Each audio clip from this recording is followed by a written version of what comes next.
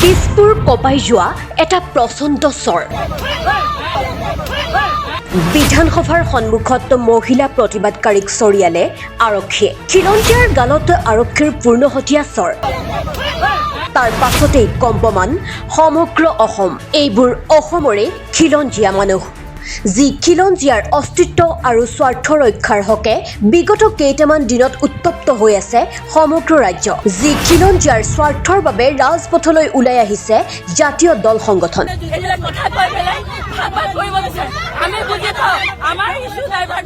মুখ্যমন্ত্ৰীয়ে চিঞৰি চিঞৰি সদনত কৈছে খিলঞ্জীয়াৰ অস্তিত্ব ৰক্ষাৰ কথা কিয় যাব কওকচোন মানে কিয় যাব তাৰমানে আপোনালোকে গোটেই অসমখন ল'বই আমিও ল'ব নিদিওঁ হৈ গ'ল আৰু মই কৈছোঁ আপোনালোকক আমি ল'ব নিদিওঁ আনফালে একেখন চৰকাৰৰ পুলিচ প্ৰশাসনৰ জৰিয়তে সাধাৰণ ৰাইজক হাৰাশাস্তি কৰাৰ অভিযোগ উত্থাপন হৈছে মুখ্যমন্ত্ৰী হিমন্ত বিশ্বৰ বিৰুদ্ধে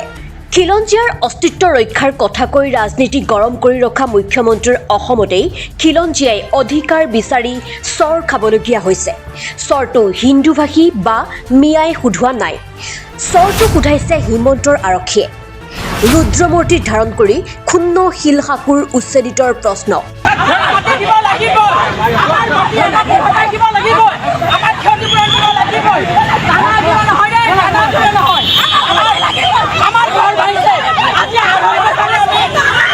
ডাঙৰীয়া পুলিচ বাহিনী হেৰি কৰা নাই মুখ্যমন্ত্ৰী ডাঙৰীয়া গুণ্ডা বাহিনী পুহি ৰাখিছে মোক এক চৰিয়াইছে মোৰ লগৰ সতীৰ্থৰ কাৰোবাক কাপোৰ ফালিছে কাৰোবাক বুকুত ঘুচিয়াইছে আৰু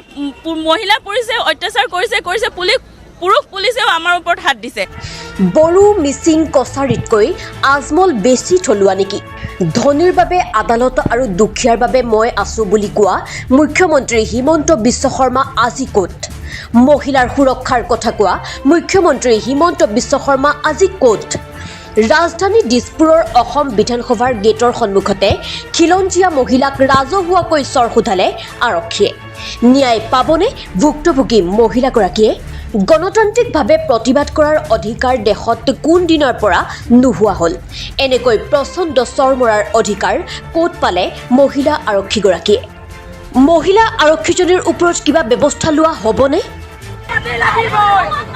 আমাৰ ক্ষতিপূৰণ দিব লাগিবই কিন্তু এই চৰকাৰখনে মুখত বাৰ ফুটনি লৈ কথা কয় কিন্তু খিলঞ্জীয়াৰ অৱস্থা চাওক খিলঞ্জীয়া আজি বাটত যি চৰকাৰে খিলঞ্জীয়াৰ কথা কয় পুঁজিৰ কাৰণে ৰখা জ্বলিছে কিন্তু খিলঞ্জীয়াৰ কাৰণে কি খিলঞ্জীয়াৰ প্ৰতিবাদ কৰিব যদি ইমানৰ পাছত ঠাণ্ডা হৈ যাব কিন্তু এটা কথা হিমন্ত বিশ্ব শৰ্মা আপুনিয়ে জানিব শিলশাকু বাকী পইচাত টুপত বলি হোৱা মানুহ হয় আমি খিলঞ্জীয়া মানুহ হয় আমি অসমীয়া হয় আমি অসমেৰে আমি বাহিৰত যাব লাগে নেকি এই চৰকাৰখনে মিছা কথা কৈ আমাৰ ঘৰবিলাক আহিলে গুৱাহাটীৰ বানপানী মুক্ত কৰিম বুলি